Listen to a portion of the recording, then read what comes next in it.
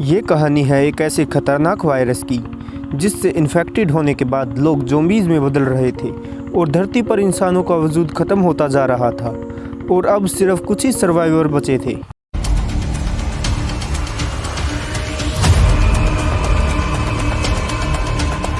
Movie की starting में हमें यूनिवर्सिटी मेडिकल सेंटर में डॉक्टर बीमन को उनके 4 स्टूडेंट के साथ, जिनमें जोई और बाकी 3 के साथ एक मरे हुए आदमी के पास खड़े थे। डॉक्टर बीमन उनसे पूछती है उस मरे हुए आदमी की डेथ का रीज़न, जिस पर जोई अपने विचार रखती है कि ये आदमी कैसे मरा। बट डॉक्टर बीमन आंसर करेक्ट करते हुए उसे उस आदमी की मौत का डिफरेंट रीज़न बताती है। उसके बाद वो सब वहाँ से चले आते हैं। फिर हम देखते हैं जोई को, जो लैब में कुछ सैंपल टेस्ट कर रही थी।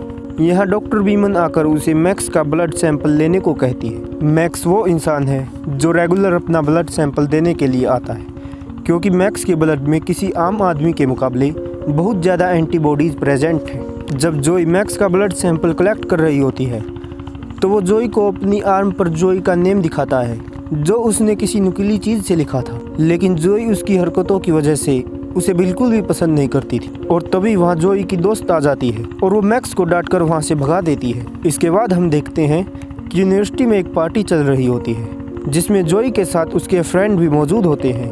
थोड़ी देर बाद जोई बियर लेने के लिए बाहर जाती है और जब वो बियर लेकर आ रही होती है कि तभी मैक्स उसके साथ बदतमीजी करने लगता है और तभी पीछे से एक भयानक आवाज़ आती है और हम देखते हैं वो वही मरा हुआ आदमी जो स्टार्टिंग में दिखाया गया था, वो खड़ा था और वो मैक्स पर हमला करके उसकी गर्दन पर काट लेता है। इसी बीच जोई वहाँ से भागकर सीधा पार्टी रूम में आती है और उन लोगों को इसके बारे में बताने की कोशिश करती है। बट तभी वहाँ बहुत सारे रोटर्स वहाँ आ जाते हैं। यहाँ पर इन्हें ज़ॉम्बी की बजाय रोटर्स कहा गया है और वो वहाँ सबको मारने लगते हैं। फिर तभी जोई किसी तरह वहाँ लगी विंडो की मदद से वहाँ से निकलती है और अपनी एक फ्रेंड को भी निकलने के लिए मदद करती है। बट उसकी फ्रेंड को रोटर इन्फेक्ट कर देते हैं। इनमें से सिर्फ जोई ही बच पाती है। फिर हम 5 साल बाद देखते हैं कि अब ये वायरस पूरी दुनिया में फैल चुका था और ज़्यादातर लोग रोटर्स में बदल चुके हैं और अब सिर्फ कुछ ही लोग बचे हैं जो कि एक मिलिट्री स्टेशन में रह रहे थे। यहाँ सिक्योरिटी के साथ साथ बाकी सभी सुविधाएं हैं। जोई भी यहाँ पहुँच गई थी और बाकी के सर्वाइवर भी यहाँ थे। यहाँ लेफ्टिनेंट माइगल ही सबका लीडर है। यहाँ की सिक्योरिटी का इंचार्ज वही है, लेकिन कहीं ना कहीं वहाँ के लोगों के दिमाग में ये ज़रूर था कि वो कब तक इस पूरी दुनिया के रोटर्स से बचकर यहाँ रहेंगे। लेकिन जोई इसी उम्मीद में थी कि वो इस वायरस की वैक्सीन बना लेगी। फिर जोई एक लिली नाम की लड़की के पास जाती है जो बीमार थी। जोई उसके कुछ टेस्ट करती है और बाहर आकर सबको बताती है कि लिली को बैक्टीरियल निमोनिया है, जो धीरे धीरे यहाँ के सभी लोगों में फैल सकता है और इससे मौत भी हो सकती है।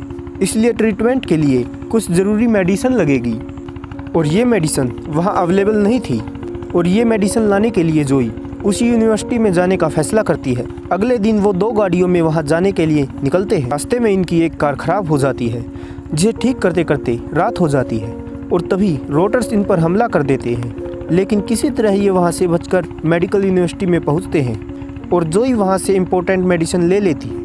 तभी एक रोटर्स जोई पर हमला कर देता है, लेकिन जोई काफ़ी बार उस पर फायरिंग करती है।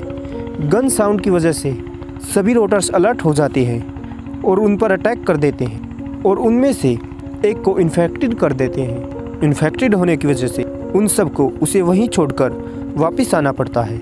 अब वे वापस शेल्टर में आ जाते हैं, लेकिन इनकी कार के नीचे छुपकर एक रोटर्स भी लटक रहा था और वो वहाँ शेल्टर में घुस जाता है और वहीं झाड़ियों में छुप जाता और इसके बारे में किसी को भी पता नहीं होता और वो एक सोल्जर को मारकर छिपकर अंदर आ जाता है और एयर वेंट में घुस जाता है, जिसकी आवाज़ सुनकर स्टीव चेक करता है, लेकिन वो रोटर्स उसे मार देता। फिर कुछ देर बाद स्टीव की वाइफ रूम में आती है तो वो स्टीव की लाश देखकर चिल्लाकर वहाँ से भागने लगती है, लेकिन तभी वो रोटर्स उसकी वाइफ को इन्फेक्टेड कर देता है। दूसरी तरफ हम देखते हैं जोई को, जो लिली को मेडिसिन देकर वहाँ से चली आती है और बाहर आने पर जोई उसी रोटर्स को देखती है, जिसे देखकर जोई भागने लगती है और भागते भागते वो सिक्योरिटी अलार्म भी बजा देती है। जोई को पता चलता है वो रोटर्स और कोई नहीं बल्कि मैक्स है, क्योंकि उसके हाथ पर जोई का नाम लिखा हुआ था। मैक्स की बॉडी में बहुत ज़्यादा एंटीबॉडीज़ होने के कारण वो रोटर्स बनने के बाद भी चीज़ों को समझ रहा था। बाकी के सभी लोग भी वहाँ आ जाते हैं। वो मैक्स को शूट करने ही वाले थे, लेकिन जोई उसे शूट करने नहीं देती, क्योंकि इसके ब्रेन में अभी भी पुरानी यादें थी, जिससे वो अभी पूरी तरह से रोटर्स नहीं बना था। फिर वो सब मिलकर उसे चैन से बांध देते हैं और इसके बाद जोई मैक्स का ब्लड सैंपल लेती है ताकि वो वैक्सीन तैयार कर सके, और ऐसा करने में जोई सफल भी हो जाती है और वो वैक्सीन बना लेती है। दूसरी तरफ हम देखते हैं मैक्स, जो कि चैन से बंधा हुआ था, अब वो चैन तोड़कर आज़ाद हो जाता है और सीधा जोई पर अटैक कर देता है, लेकिन जोई उसके फेस पर केमिकल डालकर वहाँ से भाग आती है। फिर बाकी सबको मैक्स के भागने का पता चलता है, तो वो इमरजेंसी अलार्म बजा देते हैं, जिससे सभी सर्वाइवर्स एक हॉल में इकट्ठा हो जाते हैं और सभी सोल्जर अपनी पोजीशन ले लेते हैं। दूसरी तरफ मैक्स मेन गेट ओपन कर देता है, जिससे सभी रोटर्स अंदर आ जाते हैं। सोल्जर्स लगातार उन पर फायरिंग कर रहे होते हैं, लेकिन रोटर्स बहुत ज़्यादा होने के कारण उन पर काबू पाना मुश्किल हो रहा था और रोटर्स कई लोगों को काट लेते हैं। इन्फेक्टेड होने के कारण सोल्जर्स को अपने ही लोगों को मारना पड़ता है और वो कुछ सोल्जर्स को भी मार देते हैं। दूसरी तरफ जोई छिपकर चाकू से मैक्स की गर्दन काट लेती है। दूसरी तरफ सोल्जर्स किसी तरह रोटर्स पर काबू पा लेते हैं, लेकिन अब सिर्फ एक ही सोल्जर्स बचा था।